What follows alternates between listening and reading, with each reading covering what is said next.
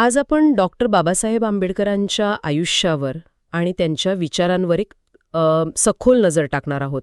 आपल्याकडे त्यांचं माझी आत्मकथा हे पुस्तक आहे. आता गंमत म्हणजे हे पुस्तक त्यांनी स्वतः लिहिलेलं नाहीये. बाबासाहेबांना स्वतःचं चरित्र लिहायला कधी वेळच मिळाला नाही. जगो संत यांनी बाबासाहेबांच्या आठवणी, त्यांची भाषणं यातून हे सगळं संकलन केलंय आणि त्याला असं स्वरूप दिलंय की जणू काही बाबासाहेब स्वतःच आपल्याशी बोलत आहेत. आणि यामुळेच हे पुस्तक खूप खास ठरतं. म्हणजे यात आपल्याला केवळ घटनांची एक कोरडी यादी मिळत नाही, तर बाबासाहेबांच्या विचारांची जडणघडण कशी झाली, त्यामागे कोणते अनुभव होते, याचं धागेदोरे सापडतात. आजच्या चर्चेत आपला उद्देश केवळ त्यांच्या आयुष्यातल्या प्रसिद्ध घटना पुन्हा सांगणं नाही, तर त्या घटनांमागचा विचार, त्यामागचा संघर्ष आणि त्यातून तयार झालेलं त्यांचं तत्वज्ञान समजून घेण्याचं आहे. बरोबर. म्हणजे आपण त्यांच्या आयुष्याच्या प्रवासातून त्यांच्या विचारांचा एक प्रकारे DNA शोधण्याचा प्रयत्न करणार आहोत. चला तर मग सुरुवात करूया त्या अनुभवांपासून ज्यांनी एका लहान मुलाच्या मनात क्रांतीची पहिली ठिणकी टाकली. पुस्तकाची सुरुवातच काही अशा प्रसंगांनी होते जे अक्षरशः अंगावर काटा आणतात. तो आगगाडीच्या प्रवासाचा किस्सा तर अनेकांना माहीत आहे. लहानगे भीमराव आपल्या भावंडांसोबत वडिलांना भेटायला निघालेत. स्टेशनवर उतरतात, पण त्यांना न्यायला कोणीच आलेलं नाही. हो, आणि इथूनच तो अनुभव सुरू होतो, जो केवळ एक वाईट आठवण नाही, तर त्यांच्या विचारांची प्रयोगशाळा ठरतो. जेव्हा स्टेशन मास्तरला कळतं की ही मुलं महार आहेत, अच्छा. तेव्हा त्याचा चेहरा बदलतो.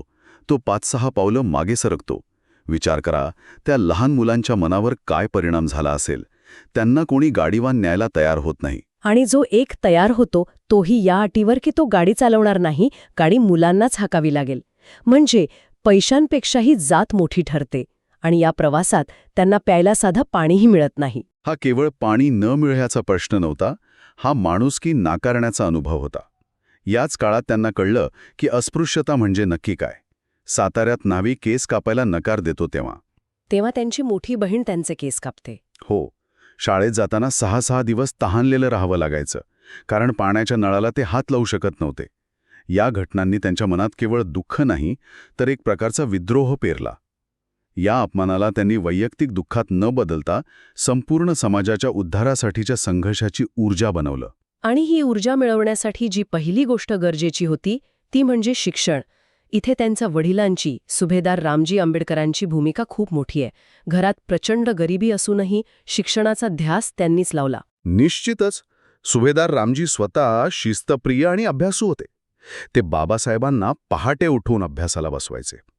आणि महत्त्वाचं म्हणजे ते केवळ शालेय अभ्यास नाही, तर मुलांना भजनं, अभंग म्हणायला लावायचे. यातून एक वैचारिक आणि सांस्कृतिक पाया घातला गेला. पुस्तकात एक उल्लेख आहे जो खूप काही सांगून जातो. घरात खायला अन्न नसेल, पण बाबासाहेबांनी एखादं पुस्तक मागितलं आणि वडिलांनी ते आणून दिलं नाही, असं कधीच झालं नाही. म्हणजे त्यांच्यासाठी ज्ञान हे अन्नापेक्षाही जास्त महत्वाचं होतं. आणि हाच ध्यास पुढे जाऊन एका महाकाय ग्रंथवेढात बदलला. अगदी.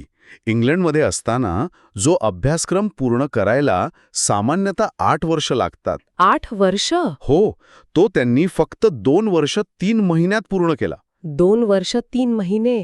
यासाठी ते दिवसाचे 21 तास अभ्यास करायचे. म्हणजे दिवसात फक्त 3 तास झोप. आजच्या काळात आपण याची कल्पनाही करू शकत नाही. ही ज्ञानाची भूक किती तीव्र असेल. ही केवळ कठोर परिश्रमाची गोष्ट नव्हती, ही एक प्रकारची बौद्धिक शस्त्रसज्जता होती.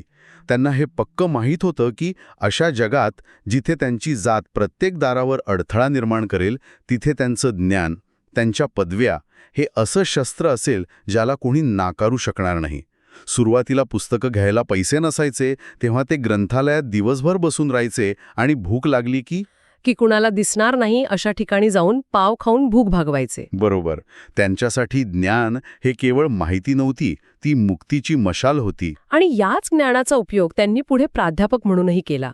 सिडनहॅम कॉलेजमधला त्यांचा काळ, त्यांची उत्तरपत्रिका तपासण्याची पद्धत खूपच वेगळी होती असं म्हणतात. हो, ते उत्तराच्या सारावर 50% आणि लिहिण्याची पद्धत, मांडणी आणि भाषेवर 50% गुण द्यायचे.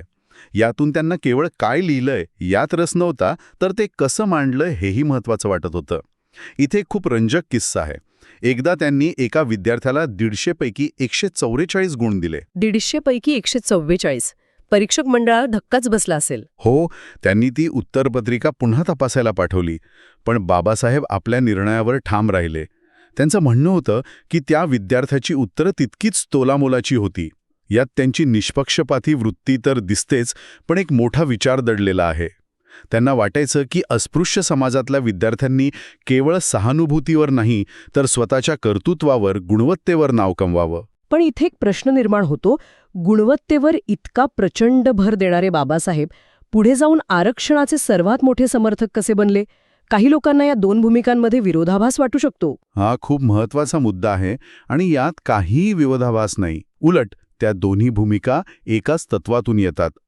बाबासाहेबांसाठी आरक्षण हे गुणवत्तेला दिलेला छेद नव्हतं, तर गुणवत्तेपर्यंत पोहोचण्यासाठीची एक शिडी होती. हजारो वर्षांपासून ज्या समाजाला शिक्षणाची, संधीची दारेच बंद होती, त्यांना आधी त्या दारापर्यंत आणणं गरजेचं होतं. त्यांच्या मते स्पर्धा समान पातळीवरच्या लोकांमध्ये व्हायला हवी. एका धावण्याच्या शर्यतीत तुम्ही एका स्पर्धकाचे पाय बांधून ठेवाल. बरोबर आणि मग म्हणाल की शर्यत सुरू, तर त्याला गुणवत्ता म्हणता येणार नाही. आरक्षण हे ते बांधलेले पाय सोडण्याचं एक साधन होतं, जेणेकरून तो खेळाडू इतरांसोबत समान पातळीवर स्पर्धेत उतरू शकेल. त्यामुळे गुणवत्तेचा आग्रह आणि आरक्षणाची मागणी या एकाच नाण्याच्या दोन बाजू होत्या, समान संधी. वा, म्हणजे समान संधी निर्माण करणं हाच अंतिम उद्देश होता. हाच न्यायाचा विचार घेऊन ते पुढे सामाजिक आणि राजकीय संघर्षाच्या मैदानात उतरले. महाडचा सत्याग्रह, काळाराम मंदिर सत्याग्रह या घटनांनी तर संपूर्ण देश हादरला. पण खरा वैचारिक संघर्ष झाला तो गोलमेज परिषदेत. बरोबर. लंडनमध्ये झालेल्या गोलमेज परिषदेत बाबासाहेबांनी अस्पृश्यांच्या राजकीय हक्कांसाठी जी भूमिका मांडली ती अत्यंत परखड होती. त्यांचा संघर्ष थेट महात्मा गांधींशी होता. गांधीजी अस्पृश्यांना स्वतंत्र मतदारसंघ देण्याच्या पूर्णपणे विरोधात होते. पण का? गांधीजींना अस्पृश्यांबद्दल सहानुभूती होतीच, मग त्यांचा विरोध का होता? इथे दोन वेगवेगळ्या विचारसरणींचा संघर्ष आहे. गांधींचा मुद्दा असा होता की अस्पृश्यता ही हिंदू धर्मातील एक मोठी चूक आहे आणि ती आतून सुधारायला हवी. स्वतंत्र मतदारसंघ दिल्यास हिंदू समाजाचे राजकीयदृष्ट्या तुकडे पडतील आणि हा समाज कायमचा विभागला जाईल. ही एक भावनिक आणि सामाजिक सुधारणेची भूमिका होती. आणि यावर बाबासाहेबांचा युक्तिवाद काय होता? बाबासाहेबांचा युक्तिवाद अत्यंत व्यावहारिक आणि राजकीय होता. त्यांचं म्हणणं होतं की जो समाज आधीच सामाजिकदृष्ट्या विभक्त आणि तुच्छ मानला गेला आहे, त्याला राजकीय विभाजनाची भीती दाखवण्यात काय अर्थ आहे? जोपर्यंत अस्पृश्य समाज राजकीय सत्तेच्या माध्यमातून स्वतःचे प्रतिनिधी निवडून पाठवत नाहीत, तोपर्यंत सवर्ण हिंदू त्यांच्या हक्कांसाठी कधीच प्रामाणिकपणे लढणार नाहीत. अगदी सामाजिक सहानुभूतीने पोट भरत नाही, त्यासाठी राजकीय अधिकारच हवेत. आणि हा संघर्ष पुढे इतका विकोपाला गेला की गांधीजींनी येरवडा तुरुंगात उपोषण सुरू केलं. मग पुणे करार झाला. त्या करारावर सही करताना बाबासाहेब प्रचंड भावनिक झाले होते, असं पुस्तकात म्हटलं आहे. हो, तो त्यांच्या आयुष्यातील एक अत्यंत कठीण प्रसंग होता. एका बाजूला त्यांच्या समाजाचे राजकीय हक्क होते आणि दुसऱ्या बाजूला गांधीजींचा जीव होता, ज्यांच्यावर संपूर्ण देशाचं लक्ष लागलं होतं. त्यांना स्वतंत्र मतदारसंघाची मागणी सोडावी लागली, पण त्या बदल्यात त्यांनी प्रांतिक विधिमंडळात राखीव जागा मिळवल्या. करारावर सही करताना ते म्हणाले होते, माझ्यापेक्षा माझ्या 6-7 कोटी अस्पृश्य बांधवांचे हक्क मला जास्त प्रिय आहेत. त्यांचं रक्षण करण्यासाठी मला फाशी दिली तरी चालेल. या एका वाक्यात त्यांची आपल्या समाजाप्रती असलेली बांधिलकी दिसते. राजकीय हक्कांसाठीचा हा संघर्ष तर सुरूच होता, पण मजूर मंत्री म्हणून त्यांनी जे काम केलं ते अनेकदा दुर्लक्षित राहतं. खरंय, मजूर मंत्री म्हणून त्यांचं काम हे सिद्ध करतं की त्यांचा विचार केवळ एका जातीपुरता मर्यादित नव्हता.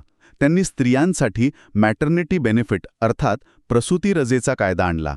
कामाचे तास 12 वरून 8 वर आणले. हो, आणि कामगारांना समान कामासाठी समान वेतन, आरोग्य विमा यांसारख्या गोष्टींची सुरुवात त्यांनीच केली. त्यांनीच दलितांना सरकारी नोकरीत आणि परदेशात शिक्षणासाठी शिष्यवृत्तीची तरतूद केली. ते केवळ दलितांचे नाही तर देशातील सर्व श्रमिक आणि स्त्रियांचे नेते होते. राजकीय आणि सामाजिक हक्कांसाठीचा हा संघर्ष तर सुरूच होता, पण आता त्यांच्यासमोर एक अशी जबाबदारी येणार होती जिथे त्यांना केवळ एका समाजासाठी नाही तर संपूर्ण देशासाठी न्यायाची एक चौकट उभी करायची होती. आणि ती जबाबदारी होती भारतीय राज्यघटना लिहिण्याची. गंमत बघा, ज्या व्यक्तीला शाळेत पिण्याच्या पाण्याला स्पर्श करू दिला नाही, त्याच व्यक्तीच्या हाती पुढे संपूर्ण देशाचं नशीब लिहिणारी लेखणी आली. हा निव्वळ योगायोग नाही, तर इतिहासाने घेतलेला एक सुंदर सूड आहे असं म्हणता येईल. आणि घटना समितीचे अध्यक्ष डॉक्टर राजेंद्र प्रसाद यांनी सुद्धा त्यांच्या कामाचं कौतुक करताना म्हटलं होतं की या पदासाठी डॉक्टर आंबेडकरांपेक्षा अधिक योग्य व्यक्ती दुसरी कोणी असूच शकत नाही. घटना समितीतील त्यांचं शेवटचं भाषण तर आजही तितकंच महत्त्वाचं आहे. त्यात त्यांनी केवळ यश साजरं केलं नाही, तर पुढे येणाऱ्या धोक्यांची सूचना दिली होती. ते म्हणाले, 26 जानेवारी 1950 रोजी आपण एका विसंगत जीवनात प्रवेश करणार आहोत. राजकारणात आपल्याला समता मिळेल, एक व्यक्ती एक मत. पण आपल्या सामाजिक आणि आर्थिक जीवनात विषमता कायम राहील. बरोबर. आणि ते पुढे म्हणतात की ही विषमता आपण जितक्या लवकर दूर करू तितकं उत्तम. नाहीतर जे लोक या विषमतेमुळे त्रस्त आहेत तेही राजकीय लोकशाहीची चौकटच उद्ध्वस्त करतील. हा इशारा तर आजही किती खरा वाटतो. राजकीय समता आली, पण सामाजिक आणि आर्थिक विषमता तर अजूनही आहे. म्हणूनच बाबासाहेब केवळ कायद्याच्या चौकटीवर थांबले नाहीत. त्यांना माहीत होतं की कायद्याने माणसांची मनं बदलत नाहीत. त्यासाठी एका नैतिक आणि तात्विक क्रांतीची गरज असते. आणि त्या शोधातूनच ते त्यांच्या आयुष्याच्या आणि सर्वात महत्त्वाच्या टप्प्याकडे वळले, धम्मक्रांती. त्यांनी हिंदू धर्माचा त्याग करण्याची घोषणा तर 1935 सालीच येवल्यात केली होती. पण प्रत्यक्ष धर्मांतर करायला त्यांना जवळपास 21 वर्ष लागली. एवढा वेळ का? कारण त्यांच्यासाठी हा निर्णय भावनिक नव्हता, तर अत्यंत अभ्यासपूर्ण आणि जाणीवपूर्वक घेतलेला होता. या 21 वर्षात त्यांनी जगातील सर्व प्रमुख धर्मांचा सखोल अभ्यास केला. त्यांना केवळ स्वतःसाठी धर्म निवडायचा नव्हता, तर आपल्या लाखो अनुयायांना एक असा मार्ग दाखवायचा होता जो तर्क, विज्ञान आणि मानवतेवर आधारित असेल. आणि हा शोध बौद्ध धम्मापाशी येऊन थांबला. पण बौद्ध धम्मच का? कारण त्यांच्या मते विज्ञानयुगात टिकेल असा एकमेव धर्म म्हणजे बुद्ध धम्म. तो ईश्वर, आत्मा, स्वर्गनरक या कल्पनांवर आधारित नाही. तो प्रज्ञा म्हणजे ज्ञान, करुणा आणि समता या 3 स्तंभांवर उभा आहे. जगात दुःख आहे आणि ते दुःख दूर करण्याचे मार्ग आहेत, हे बुद्धाचं साधं आणि सरळ तत्वज्ञान त्यांना भावलं. हा धर्म नसून एक विचार आहे, एक जीवनमार्ग आहे असं ते म्हणायचे. त्यांनी जो धम्म स्वीकारला त्याला नवयान असंही म्हटलं जातं, कारण त्यात त्यांनी पारंपरिक कर्मकांडापेक्षा बुद्ध विचारांच्या मूळ गाभ्यावर भर दिला. आणि 14 ऑक्टोबर 1956 रोजी नागपूरमध्ये त्यांनी लाखो अनुयायांसह बौद्ध धम्माची दीक्षा घेतली. ही केवळ एक धार्मिक घटना नव्हती, तर ती एक मोठी सामाजिक आणि सांस्कृतिक क्रांती होती. नक्कीच. ती हजारो वर्षांच्या मानसिक गुलामीतून बाहेर पडण्याची एक घोषणा होती. त्या दिवशी त्यांनी अनुयायांना ज्या 22 प्रतिज्ञा दिल्या त्यातून हे स्पष्ट होतं. त्यात केवळ बुद्धाच्या मार्गावर चालण्याची शपथ नव्हती, तर हिंदू धर्मातील देवदेवता आणि कर्मकांडांना नाकारण्याची स्पष्ट भूमिका होती. संकलित ग्रंथाच्या आधारे त्यांच्या व्यक्तिमत्वाचे विविध पैलू पाहिले. एक विद्यार्थी ज्याला ज्ञानाची प्रचंड भूक होती, एक प्राध्यापक ज्याला गुणवत्तेची कदर होती, एक समाजसुधारक ज्याने अन्यायाविरुद्ध आवाज उठवला, एक राजकीय नेता ज्याने अधिकारांसाठी संघर्ष केला, आणि एक तत्वज्ञ ज्याने एका नव्या जीवनमार्गाची दिशा दाखवली. त्यांच्या संपूर्ण आयुष्यात आणि कार्यात ज्ञान, संघर्ष आणि समता ही 3 मूल्य आपल्याला सातत्याने दिसतात. त्यांनी केवळ व्यवस्थेवर टीका केली नाही, तर त्यापुढे जाऊन एक विधायक पर्यायही दिला. भारतीय संविधानाच्या रूपाने एक राजकीय पर्याय आणि बौद्ध धम्माच्या रूपाने एक नैतिक आणि सामाजिक पर्याय. जाता जाता ऐकणाऱ्यांसाठी एक विचार. त्यांच्या शेवटच्या राजकीय भाषणात, म्हणजे रिपब्लिकन पक्षाच्या स्थापनेच्या विचारात, ते एक खूप महत्त्वाची गोष्ट बोलले होते. ते म्हणाले की केवळ एका जातीवर आधारित पक्ष म्हणजे शेड्यूल्ड कास्ट फेडरेशन आपल्याला इतरांपासून वेगळा पाडतो. त्यामुळे आता आपल्याला असा पक्ष उभारायला हवा ज्यात दलितांबद्दल सहानुभूती असणारे इतर सर्व लोकही सामील होतील. म्हणजे एक व्यापक सामाजिक आघाडीचा विचार मांडत होते ते. अगदी.